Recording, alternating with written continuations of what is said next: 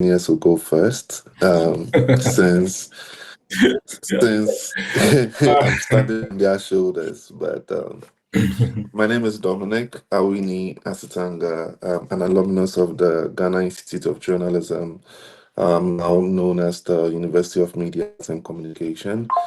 I'm currently in Ohio University pursuing a PhD in rhetoric and culture with specific emphasis on intercultural and international communication.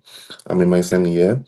My research interests revolve around decolonizing democracy, which is more or less look at more participatory and African-centered approaches to democracy, because I believe democracy is not a one-size-fits-all approach, and that our indigenous culture and indigenous knowledge should inform our approaches to democracy.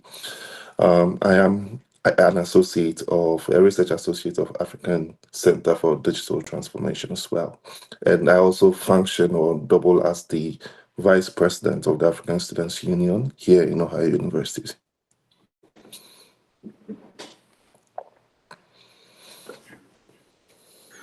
You are muted.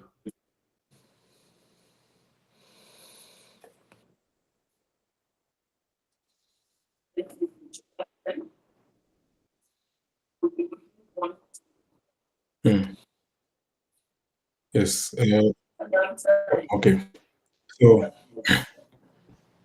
Okay. So my name is Frank Atugansa. Can you hear me? Am I audible? Okay.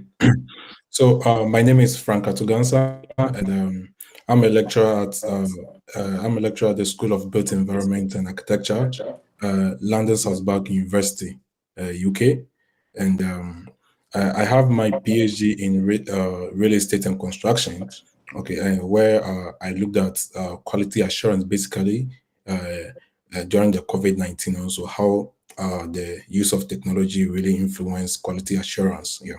So currently, as I said, I'm also a researcher in LSBU, London Southbank University, and my research is basically on digital technologies implementation. So I look at the socio-technical aspects of digital technologies.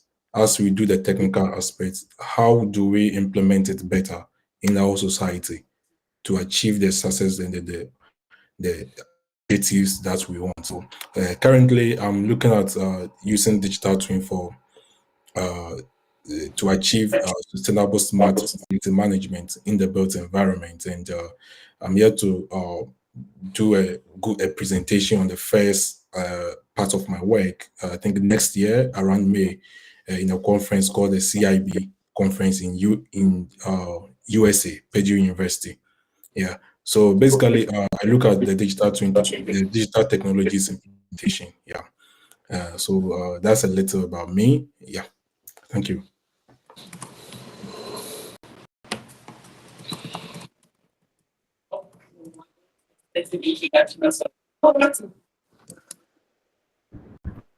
Hi, my name is Loretta Wote Kubati, PhD.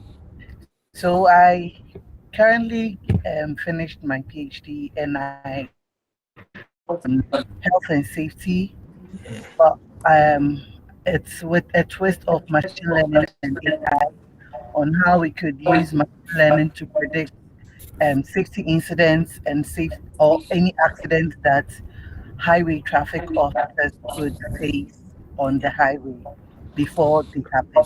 So it seemed like there was a form of gap in literature because most safety papers or safety research focused on either the drivers, the pedestrians, the road itself, but highway traffic officers were left out. So that's where I come in. That's where I had to find a way we could use machine learning and AI to fill that gap. And so that's just about just a little of.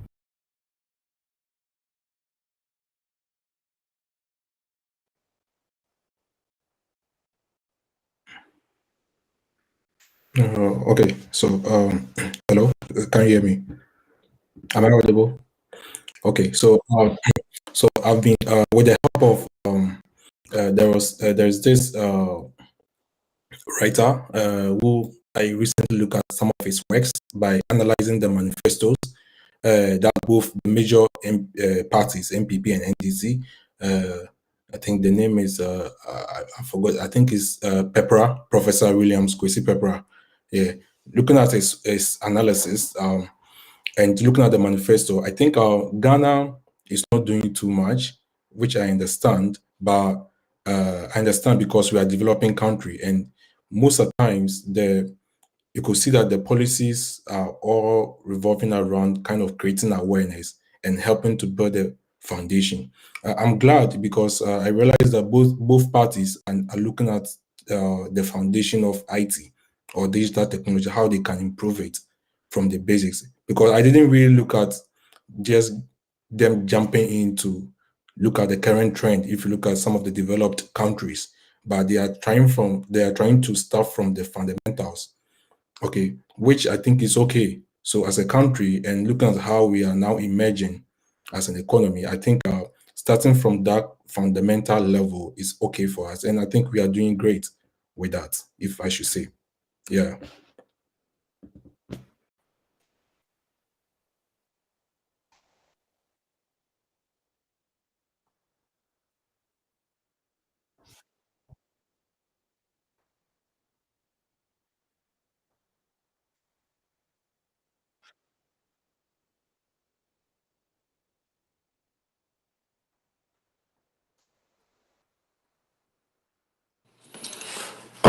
Personally, I feel we live in a very digital era, and so the focus of the two main parties, as well as other political parties, on how to develop the digital environment is not just timely, but very, very necessary. Ever since COVID-19, Ghana, although late to the conversation, has begun to realize the potential of the digital environment. And since then, there has been some significant gains in terms of developing the digital environment. But that is not without saying that there are some significant deficiencies and challenges that we need to also have a conversation about to ensure that most of these digital plans actually meet the needs of the current population without compromising the ability to meet the needs of future populations as well. So overall, I just for the sake of introduction, I just like that this is a topical conversation. Ghanaians are interested in the digital side of these manifestos and policies, and hopefully, after this conversation, the Ghanaian populace would have a very thorough insight as to the practicality and feasibility of the digital plans of the various political parties.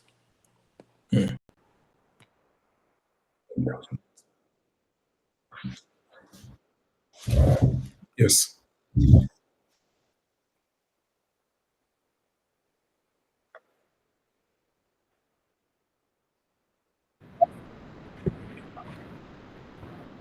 Yes, so I'd like to say thank you, first of all, for the opportunity, and hello to everyone listening or watching. First, yes, Ghana is on a good path right now. When it comes to digitalization or in our digital space, a lot have been done. People are building apps. Currently, people are actually trying to get um, into the natural language processing space where we have Ghanaian languages also being featured there, which is, I think, a really good milestone. However, I think that at the moment, we are kind of, should I say, focusing on um, how to make it political, how to make the tool political, instead of looking at how to actually make the tool benefit us. The truth, the truth is that Ghana has had apps, different kind of application and software in the space for as long as the 2000s, the 1990s. There have been applications, different types of applications, and even website development, etc. However, we are still not in that inclusivity space where even our rural areas are able to get access to this type of technology. So if we are actually looking at how we can make sure our country is benefiting from technology in itself, we are supposed to be looking at how we could distribute this equitably to make sure that everyone has access to it. So that is something I would be talking about or making reference to as time goes on or as we discuss this issue. Thank you.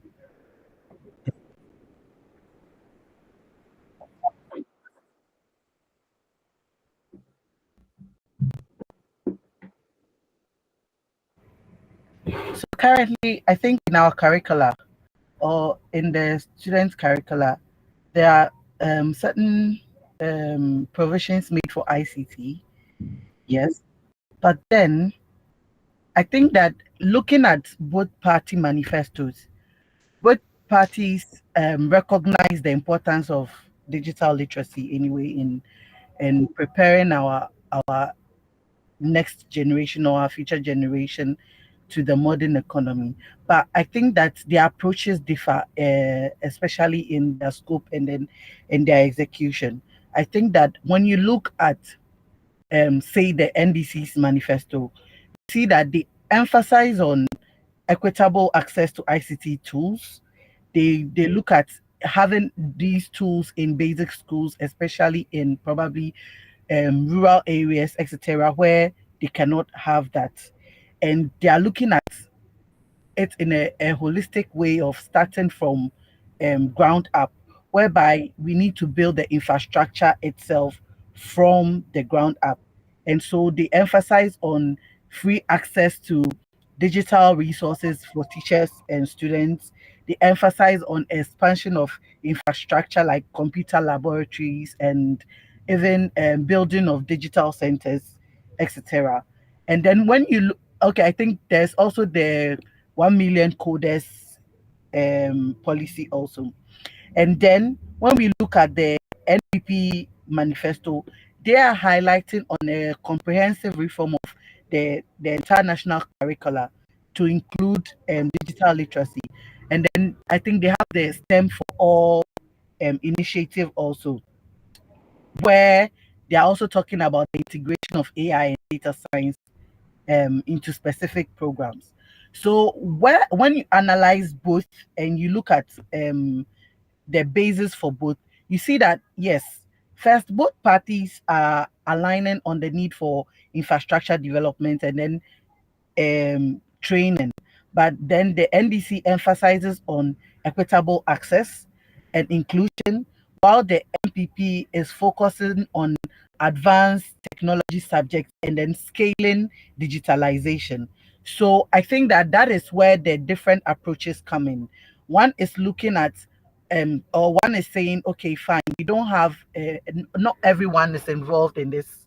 So let's make everyone involved in this at this moment. And one is saying that let's get more advanced tools in place. Let's get more advanced conversation going about digitalization. So I think that is where the approaches differ. So when it comes to education, I think that yes, digitalization has been captured in both manifestos or for both parties, but their approach kind of differs. So it's a matter of where you stand and what you think you would benefit from it, and then you make an informed decision based on that. Hello. Okay. So, Loretta, that was a great submission, and I really support what you said. Okay. So, to add to what Loretta gave, I think education is one of the avenues that we can use to create awareness, also build the fundamentals of digitization, especially where we where there are a lot of children and we have to educate them so that when they grow they'll be able to uptake the digital skills on themselves. Yeah. So I think Loretta made mention of the some of the parties start looking at creating labs, ICT labs, and other stuffs. Yeah, and I think one of the manifestos also mentioned the training of person, and that's very important. So as we embark on this journey to through education, like making sure that we build ourselves this kind of digital and having that skill, we have to also make sure that we have the right people to teach us, to take us through the education of this digitization, and they need to also be trained properly so that they can also pass on the knowledge to others. And I think since we are in countries, I think one suggestion that I can make to the economy, to maybe the party, any party which comes on power, is to just look at sending some of the personnel outside, okay, to the developed countries to learn some of these skills, okay, because the developed countries are way ahead when it comes to the digitization, and the rate at which uh, things are changing, okay, is very fast. Things are changing rapidly, and we need to send some of our personnel outside to learn, so that when they come, they can be able to impart this the skills, the knowledge, and everything they learn into our children. And these include teachers that we have in our basic schools. Okay, the ICT teachers in basic schools and secondary schools or high schools and even universities. Okay, so that they can be knowledgeable, they can have that kind of expertise in digitization, and yeah, they can be able to pass this knowledge to our younger generation in the school. Thank you.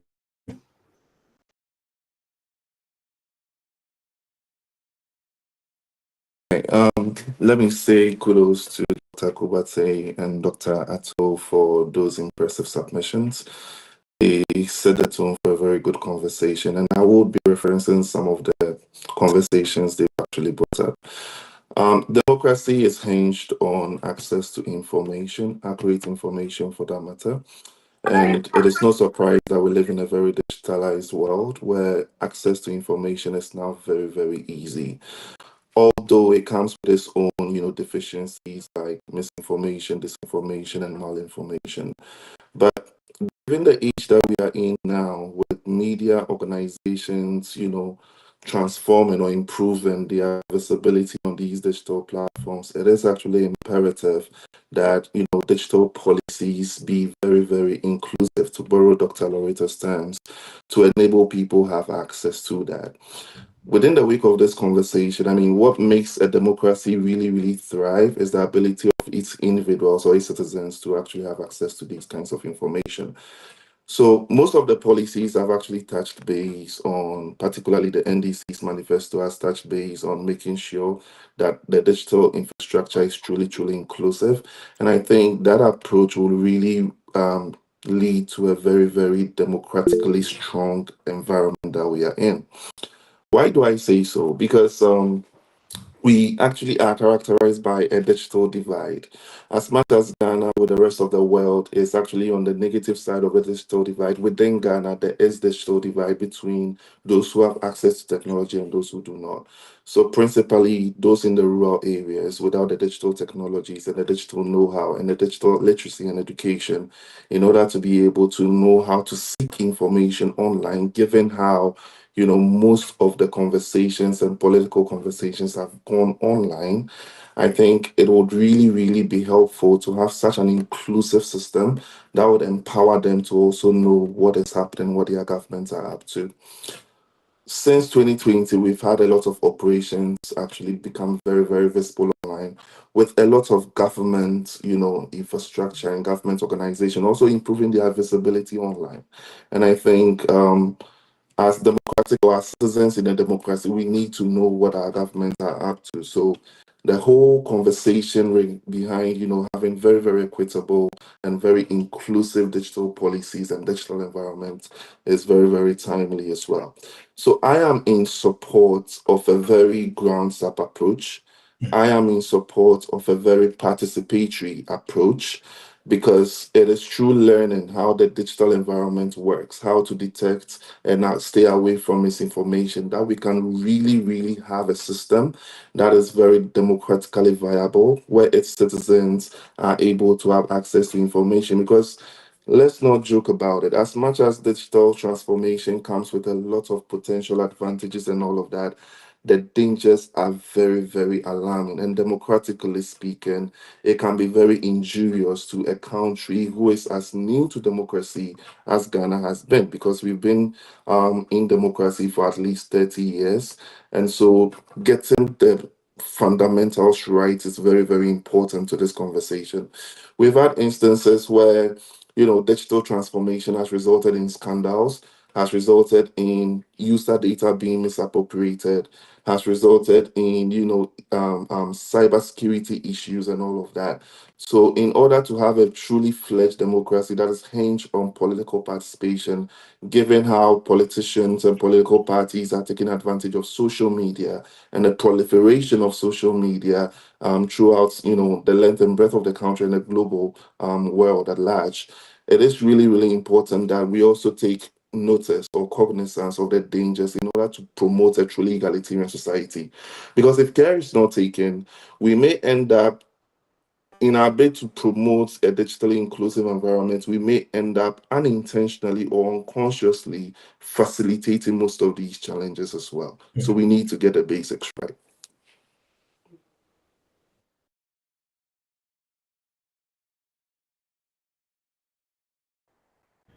So first, I think the challenge we are having now is the unfortunate politicization of digital literacy and digitalization as a whole. So, because of the political lenses that have ended up um, being part of it, it's making government is doing what ordinarily we are supposed to invest in individual private sectors, partner with private sectors to drive growth and innovation.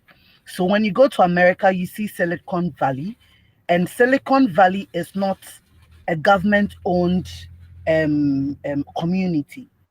When you go to the UK, in Germany, etc., they all have their innovations and hubs that they are incubating technological businesses and driving it through probably government support or partnership. But today, because of the politicization of how we are transforming our digital space, instead we hail the building or development of common apps, which we could in any way get. For example, we have Google Maps, and then we decide that no, we don't want Google Maps. We want something that belongs to Ghana. Fair enough. Google Maps makes close to $3.8 million in a year. Just do advertisements, etc. We decide that we want Ghana Post. And then what do? We pay for the API from Google, and then we end up that's not an asset, it becomes a liability because we are paying for the API. And then in the long run, we are not running adverts on it, we are not making any returns from that. And instead of gaining from investing in technology, technology is rather becoming an albatross on our necks. And I think this is actually also because policymakers lack technological expertise. So because of that, they often make policies or regulations for normally it's for highly complex or maybe rapidly evolving technologies, say AI, etc. They hear the buzzword, it's a buzzword, and then everyone wants to jump on the bandwagon. But then if both parties, say NDC and MPP, can face the challenge of ensuring that we have policymakers or we have representatives who are actually well vexed in, say, the digital space and are equipped with the necessary skills to understand and govern AI, blockchain, etc., big data analytics, etc., and they could bring their expertise on board.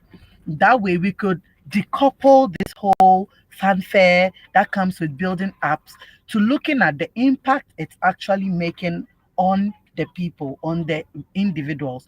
We could look at how challenging it would be to actually bring everyone on board. Say, even in our rural areas, bridging the gap in technology in our rural areas. We have should I say network? Yeah, SIM mobile phone network in our rural areas. That shows that it can be done. It just needs investment and partnership with private entities, forgetting about glory and thinking about impacts, forgetting about influence, thinking about impact, because immediately you make impact, you will get the influence that you need, right?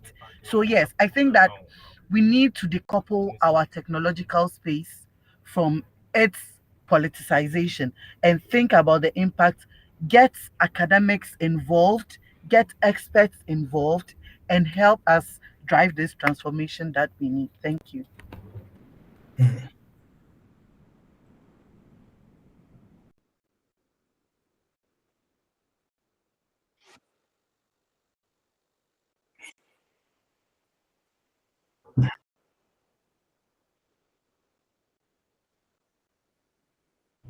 It's Kubati. Sorry, it's Kubati.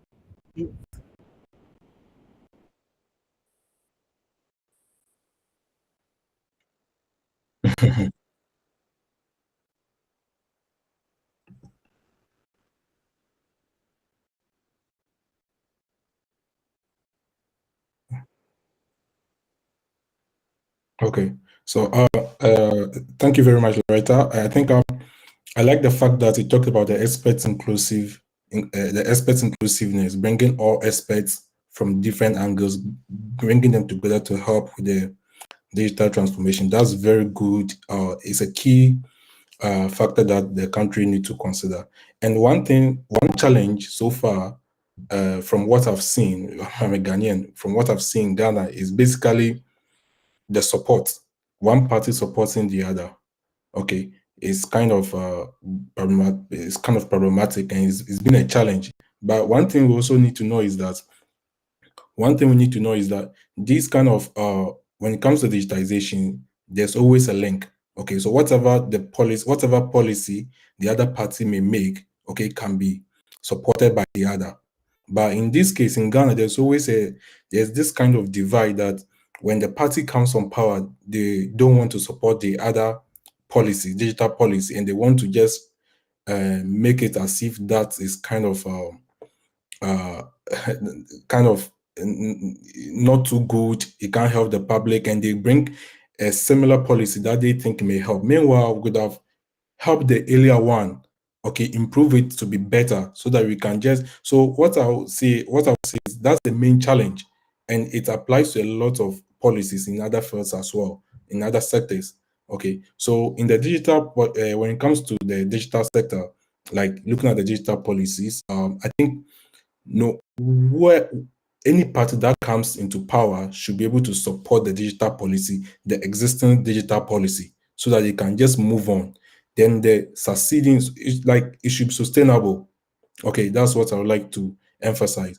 So the parties, we should be able to support the existing policies, digital policies. Then the next party which comes should also make sure to support the existing policies. But if we come and bring different policies and leave the existing policy as it is by not supporting it, it's kind of uh, waste of resources, obviously, and it really affects digitization, and even it prevents the most of the citizens from trusting other policies, because when you start, you are not going to finish, and the succeeding party will not continue such policy. Okay, and that's a very big problem in Ghana.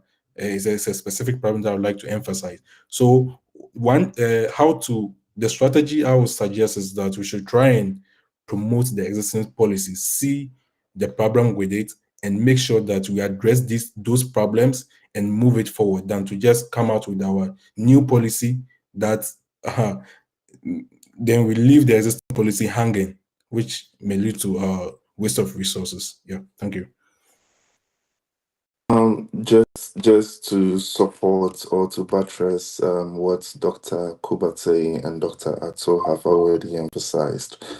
One of the problems that have plagued our development as a country is, to reference Dr. Kubate, the political fanfare, what I would also like to call the bureaucratic inertia, what you actually emphasize as political discontinuity, and also the whole politicization of the whole digitalization conversation.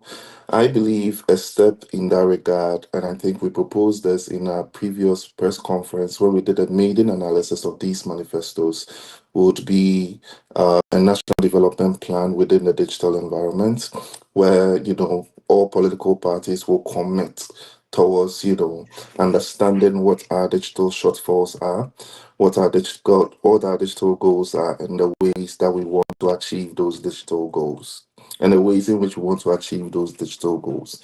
I think when we do that, it would actually, stop that this kind of political or bureaucratic inertia that has characterized our developmental endeavors and efforts as a country, because then we can then entrust this into a third party organization, like Miss Kubati said, the like Silicon Valley, a third party that makes sure that, regardless of political parties, the goals are still on foot, and that, all political parties and all plans are committed in the same direction. Because when you take an actual analysis of the policies, right, like Ms. Kubati did initially, you realize that they are targeting, or they're actually having a conversation about digital environment or digital development from two different perspectives, right? It's more or less like a push and pull kind of situation that we have, and the people who then stand to suffer from all of this will be the ordinary citizen. So I believe it's about time that we have that constitutional reform conversation in relation to the digital environment, where we advocate for a national digital development plan, where all political parties are signatories to. Public private organizations become also part of that particular development plan. We all agree on the direction that we want the country to go, so that regardless of the ways and means to get there, all political parties agree that these are our digital problems, these are ways we want to solve it, and this is the goal that we want to get to. And I think this is what has enabled most developed democracies and most developed countries to succeed, by entrusting these developmental efforts within the hands of able-bodied third organizations devoid of politicization. Yeah. So I think from what Dominic just said, I think I would like to say that I would suggest that we can also come out with the national development digital policy plan. Okay, that every party that comes on power is strict to follow, than to just come out with your own policy. Because if you want to build digitally, you want to build like have the essence of this digital transformation, I think we should have that kind of national plan that we can follow. We don't have to politicize it. Every party that comes in power just follows that. As we have the SDG goals and this kind of stuff. Yes. One thing I've forgotten to mention, how research is central to these endeavors. There is this bandwagon effect that seems to be going on, where we seem to be copying blindly, um, a lot of advancements in other countries. We should actually stick to what research tells us, a proper situational analysis to understand what our digital needs are and how these solutions would help us develop. We should understand that we are not in the kind of competition with other countries. We are late to this digital conversation, that is a given, right? Other countries are about 100 or 200 years ahead of us, digitally speaking. So it is about time that we begin to situate our solutions within the context of our problems. So, for instance, knowing fully well that there is a very huge rural urban divide infrastructurally, economically, and all of that, that kind of intersectional approach to digital conversation is really, really important, because you cannot start developing, say, apps without people understanding the digital know-how.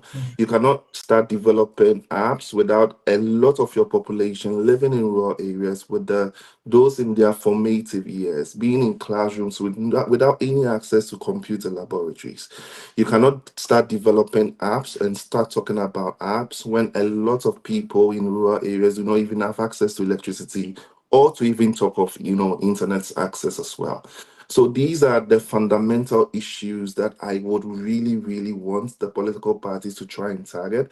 And I think that constitutional conversation, and like Dr. Amato said, where all the political parties conform to one particular direction, is really, really needed. And at the core of it, research is important. And that happens to be a deficiency among some of the political parties because we tend to advance a lot of populist ideas, things that will get people talking, things that will get people, just hailing, instead of, problem oriented kind of policies, like identifying an actual need in the population and how this policy is going to solve those needs. When I was looking through the policies, what I was expecting to see was a proper situational analysis, proper metrics, with a proper skills as to how these policies or these, plans would help improve. It is not supposed. I mean, 4 years is just a very short period of time. Really measure the impact of these policies, but at least some metrics in that endeavor would actually suffice so that the populace would then be able to make a discerning distinction between the various approaches to that conversation as well.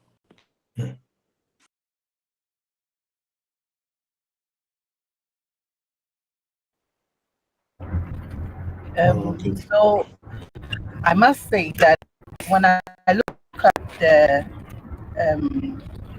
the wings of good political party and where they lean, with NDC leaning towards center left and MPP leaning towards the right, I'm kind of surprised that MPP is not the one championing private public partnership in driving digitalization.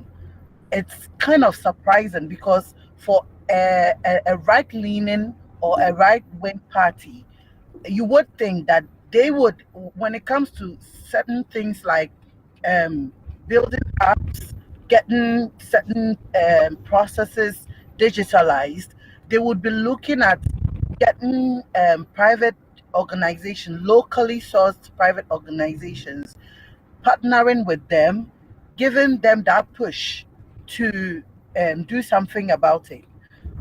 But it's kind of surprising that government wants to be the one owning it. And that is more of a left leaning policy, whereby they believe in the government owning these enterprises or these firms and then maybe extending it to everyone and it being equitable to everyone.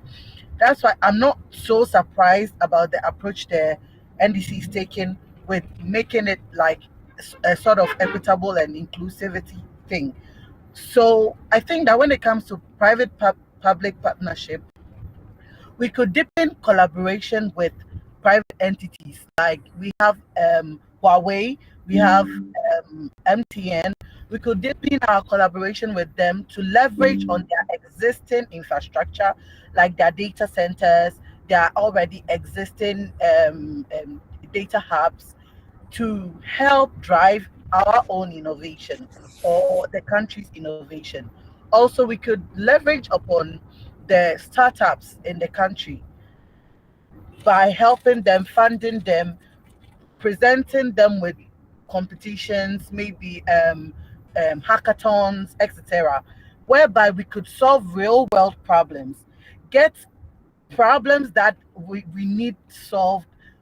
We do not need millions of dollars to solve certain problems. Certain problems are just could just be done by even the startups, and they just need a little seed funding from the government instead of pumping so much money into nothing, paying so much for API that we do not use, paying so much for things that in the long run becomes just an elephant that we do not a white elephant that we do not use. So I think that we could leverage upon existing frameworks, existing firms, existing startups, and we could help to deepen our collaboration with them as an entity or as a government. Thank you. I think I agree with what Loretta just submitted, because making good use of these startups, being able to fund them properly, okay, getting the money to push them, because some of them are very good. And when I was in Kenya University, there is a group, sad that I can't remember the lab, it's been long since I left, but there was a laboratory that was very good when it comes to robotics, okay. It was affiliated to Kenya University, the engineering, Okay, and they were doing amazing works. Now I have a colleague from there who is into robotics, doing this kind of drones. He's called Gideon Mensah, doing a lot of like drones, and that it's great. But can he do everything? That's the whole thing. He has a startup. Okay, so I think what the government need to do is to just uh, uh, give a seed fund, okay, as Loretta mentioned, okay, to just promote this kind of people, startups, so that they can be able to bring out more of the innovative ideas that they have that can help transform their country digitally. One country that has really experienced this digital transformation, okay, I won't say a country, economy, is Hong Kong. I had my PhD in the University of Hong Kong. So when I'm talking about, I really know a lot about the country. And it's a country that usually there's a strong connection between the government and the startups. And the government tries to push a lot of money into these startups, okay, to come out with ideas. And mostly the ideas that they have, they implement them. Okay. They try to close the gap between, even like there's nothing. You see, Ghana have that kind of, everything is theoretical. Sometimes the robotics idea you can come out with is theory and it may not work practically. But there, when you come to Hong Kong, it's the same thing. The government will fund it. Just do it. There's nothing like waste. You have the idea, you can do this. Just do it. They will give you the money. Just do it. But uh, Hong Kong is quite different from Ghana. So that's why I bring in what Dominic mentioned. We need to understand our needs. You have Okay, some. and the startups in Ghana are really functioning based on the needs in Ghana. Okay, Ah, so what the government can do is to promote these startups. We can't copy blindly from other countries like how I mentioned Hong Kong. Okay, but we can look at the peculiar needs in Ghana that the startups, okay, are trying to come out with these kind of stuff. Recently, I chanced on social media and a girl in SHS developing this dialysis tool. This dialysis machine is a very good machine. Like, even though it can be like a transfer of knowledge, is already existing, but for you to come out with an idea to develop a dialysis machine, that means you have something. So the government can just look at these kind of people to promote them, okay, to even give them the money to or can even assign them to labs, major labs in the country. I think I saw one of the policies talking about the creation of these national labs, and I think that would be very effective. Okay, so I would think we should have that kind of seed money that can help to build this kind of national labs, promote them, okay, and then we should also look at the peculiar needs in Ghana, okay, as mentioned by Dominic, and I think everything will be fine when it comes to digital transformation in Ghana. Yeah. Yeah, I like the idea of, leveraging on what we already have. So partnering and also fintech and all of that. It's a very wonderful idea. One condition I'll add to that is transparency, Yeah. right? So these conversations should be in a very transparent manner. That's business side. But essentially, I am of the firm belief that we live in an age where innovation is really, really easy. And we see that through the example you mentioned. I have been following that story for quite a while. And I'm yet to see government response to that particular invention of innovation. It's testament to what our kids who are born in this digital era are capable of doing, inventing things that just is so mind-blowing and is so impressive. I chanced upon a series I watched, a Korean series. I just got into Korean series, and it's actually quite amazing the lessons you can learn from that. I forgot the title. I've been trying to look at my laptop to see if I can find it, but essentially it is like a hacking competition of some sort. So individuals, passionate young people come together, they form a team, and they engage in hacking competitions that are sponsored by governments and on the international level. And they then set up a company that just nurtures other young talents in that regard as well. And before you know it, there's this huge, long, well-groomed network of technological innovators. And I believe just like we have the science and math quiz and stuff like that, we can have some innovative competitions of that sort to get our young people to believe that they can equally do something like that. I was working on a project recently and I was looking for people that are doing amazing with technological advancements and stuff, and I came across so many. Some people leveraging on technology to link producers in the rural areas to buyers in the urban areas. You have the likes of the Sensei Technologies or something like that. And I recently chanced on an individual named Paul, I've forgotten his surname, who has been able to create a platform just like ChatGPT that is able to acknowledge local languages as well. I believe like one of the problems that we have in Ghana is our inability to really nurture talent. And it's evident in the kind of producers that we know, the inventors that we know, giving them that very enabling atmosphere within which to thrive. When I was growing up, I grew up with a young chap that was really brilliant. No education whatsoever, was able to come up with amazing electronic, appliances using bare minimum kind of equipment. If you ask me what that young chap is doing today, he just ventured into Sakawa. Because the platform is the environment is not enabling enough. He's from a poor family. He's unable to afford any kind of education. So the next bet to ensure his sustainability and survival is the get rich quick attitude. And I believe that that is the menace that we have in Ghana. So until we get to a point where we decide to really, really groom and spend a lot of and really, really groom and begin to nurture most of these young talents that we have, because trust me, we do have a lot of them.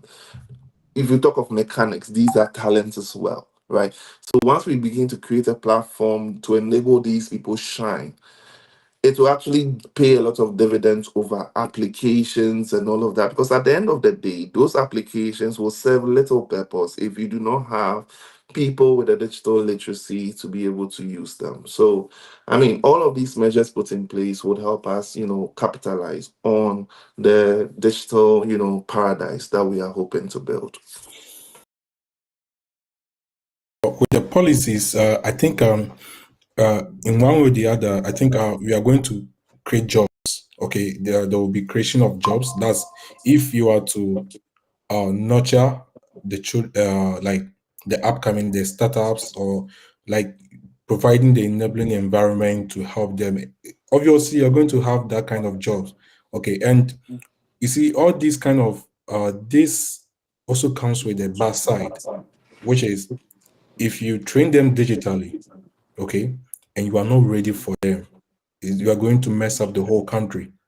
That's where you have to be very careful. And I think before the start of the discussion, Dominic made mention of the bad side of this kind of technology transformation. Okay, so and this experience has been happening to this South Korea, Yeah. even Hong Kong, where but them they have a strong system. So sometimes they try to catch these kind of people. Sometimes they just make their way out. Okay, but how about developing country? You train your people digitally, you help them everything, but you don't provide work for them. And what do you think will happen to the people? Already we're having issues of scammers, fraudsters, and all these kind of people in the country. So I think if we are to provide an enabling environment, the enabling environment should also include job opportunities for them. Are we going to utilize them, use them to solve problems in Ghana? Okay, otherwise you train them and then they will see opportunity in UK, in And US, over. they'll just move away. Okay, We so discuss. are we ready to absorb them in Ghana? Okay, utilize the resources that we have, both construction, architecture, because digitalization passes through all these sectors. Okay, so are we going to use them? Are we ready to use them? Is the government ready to provide enabling environment to use them? Okay, and that's the creation of jobs. Okay, Hmm. because you train them and you don't provide this kind of opportunities for them, then I think the country is going to be in a mess. So the enabling environment should be creation of jobs, and I think some of the policies hammers on this, like, but it's not so clear about the creation of jobs. Mhm. My suggestion is that they need to make it clear, okay, that when you provide the fundamentals, you have this the you have the upbringing of this digitization or digital transformation in country. Are you ready to? What are you going to do to absorb them into the system, the Ghana system, to help solve a problem, than to just leave them to just move outside Ghana, go and look for greener pasture somewhere. Okay, yeah. For me, I like the idea of um, digital education Hmm. by the NDC, particularly across all levels, because it's important. Because I believe the whole goal of education is to give people unique skills and Mhm. knowledge that they need to survive. That is the whole idea.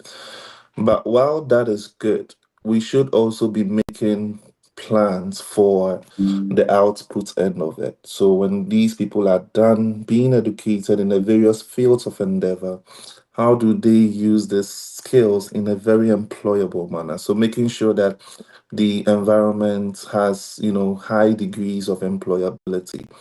And how can we harness the potential of digital technologies to both, build the human resources that we need and also reduce the dependency ratio by creating job opportunities?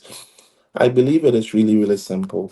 The whole idea of, changing our curriculum is a good one. Not only should we just introduce ICT training, but we should introduce area focused ICT training.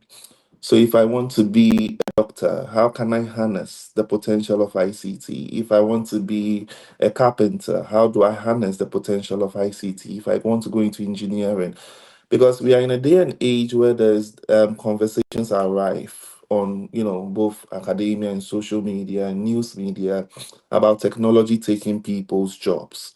So in order to keep one foot ahead, of these conversations, because trust me, we are going to get to that point and we are already there. Photographers are complaining that AI and other technological developments are taking their Mhm. jobs. I believe that incorporating these knowledges, and sometimes that is why it is sometimes good to be late to these conversations, because you have the benefit of hindsight now. So leveraging on these conversations to make sure that the people that are coming out of our educational institutions are coming up with the primed and the primed skills to enable them be very, very employable. So I believe it's not just teaching our students how to use a mouse, how to use a computer, whatever, whatever, but it's more about in journalism, how can I harness the power of AI to make me a better journalist? In PR, how can I harness the power of digital technologies in order to become or to have a step ahead or to be a skills ahead of the current population in order to make me employable? Because these days organizations, both international and local, are looking for people with multimodal skills, technological skills. It's not just the knowledge you are bringing on board, but your ability to use these technologies. Gone are the days where they will just employ somebody in the technology department who is able to just check on the technology. Right now, looking at how deeply seated the technology has become in everything that we do, it is a survival skill. You have no other option but to learn. So in our university curriculums, most especially, we should inculcate, digital training in whichever field of endeavor in order to improve people's, employability skills. Secondly, the and private partnership is also very, very, very key, right? Very, very key in the sense that governments need to enact those public-private partnerships to increase people's employability, so that at the end of the day, you are catering for the education bit, but at the same time, you are catering for the employability bit. And this would also help people who would want to travel out. And as much as I am against travel out, here I am in another man's country. But as much as I am against traveling out, I believe that the employability skills is also very, very, because I have found myself wanting in this space, because I've had learn a lot of things which I should have learned, which a lot of kids around here are learning at their native ages, and I'm actually relates to the party. So I mean, globally there is that deficient or that huge gap between people from our part of the world and people from these developed regions. And I believe when we begin to cater or carefully tailor our academic curricula to suit our needs as well as our digital deficiencies, it will help us opportunity, even let individuals take advantage of these job opportunities. Because trust me, I am of the firm belief that there are so many job opportunities in Ghana today, but people are not able to go for those opportunities because they do not have the know-how to be able to do that. Yes, people have at best a lot of theoretical knowledge, and we see it in most of our STEM institutions, right? You have people doing engineering without much engineering practice, right? Becoming very, very deficient and becoming a burden in terms of the dependency ratio. So until we begin to focus the kind of training we give, people in the universities and senior high schools in order to make them employable, would be where we are.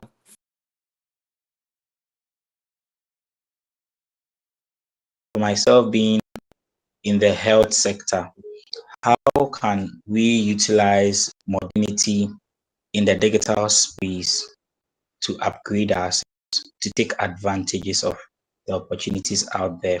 Because when you look at some of the parties' manifesto, taking for instance the NDC bringing up 1 million coders when they win power, it's something really great because there are a lot of health professionals now moving to the tech space.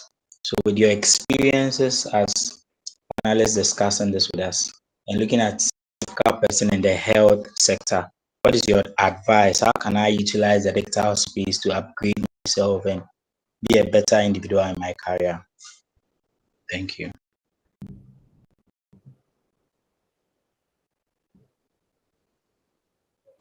So I am not in, but just a few rules of thumb.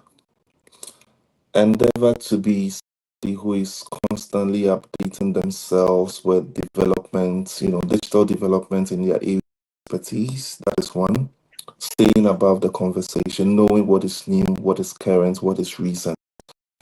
Now, if you're also in the area, which leads me into number two, if you're also in the area that comes that digital development, where you want to develop digital tools, one lesson comes from marketing. You need to identify it, right? So, like the lady that we discussed about, who what's the name of the thing she came up with? I've been quite forgotten. The plant that she built from scratch, right? It is based on the need upon her understanding how expensive it is for people to go through that particular dialysis machine. So creating a solar powered one was not just efficient but timely as well. So within the health industry, I mean, we could also think of a lot of instances like that where there are a lot of health disparities in access to, quality healthcare, and you bring on how these, services can be provided at a very, very low cost. If you think of conversations like that, you begin to understand the whole idea behind, drones, supplying medical equipment and all of that. I mean, out of need arises, innovation. So just keep your eyes to the ground and just, using your understandings and your gleanings that you've gotten from digital advancement in other jurisdictions, bring it back home and then begin to interrogate how can your understanding of the digital system be appropriated in a way that makes the best use or in a way that helps you in that particular sector. The last thing I would like to say also is that there are a lot of digital training programs. ALX is doing a lot of that.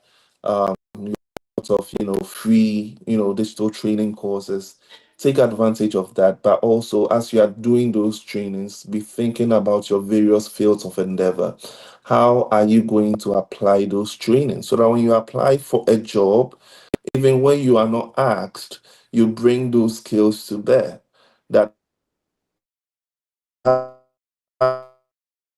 is training, you've identified that, and by the specific skill set you are bringing, this is how the skill set will impact on that organization. This is why the organization needs you.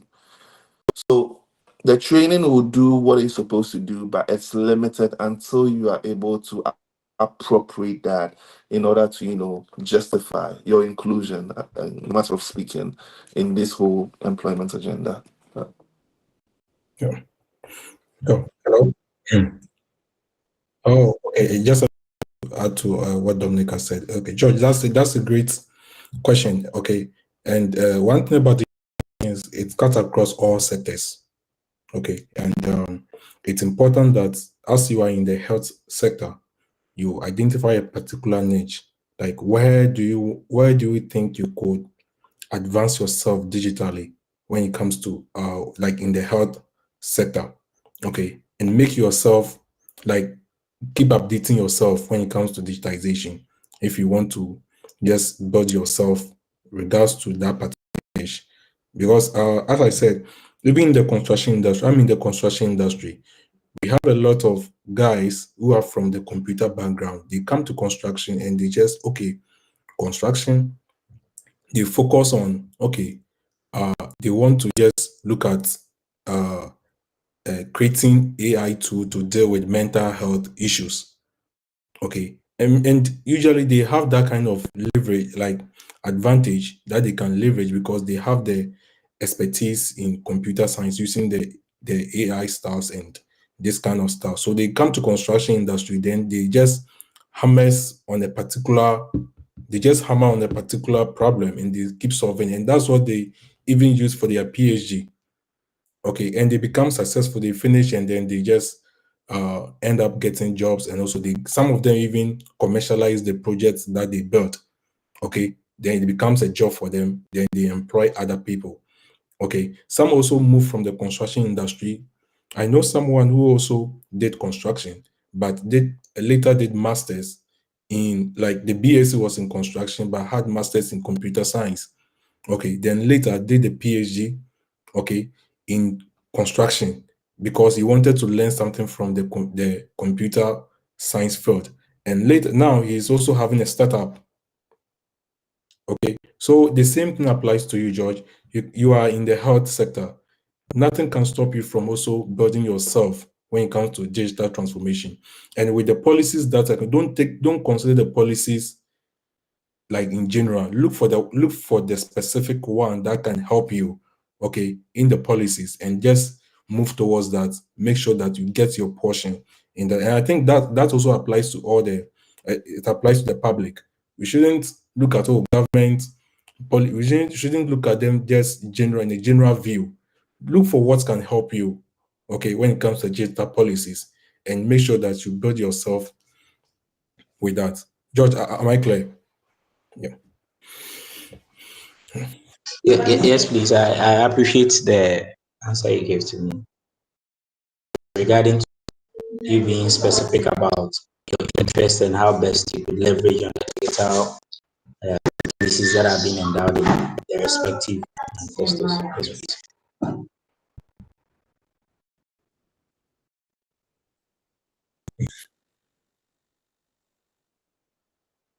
Okay. Bye. Bye to everyone. Bye, everyone.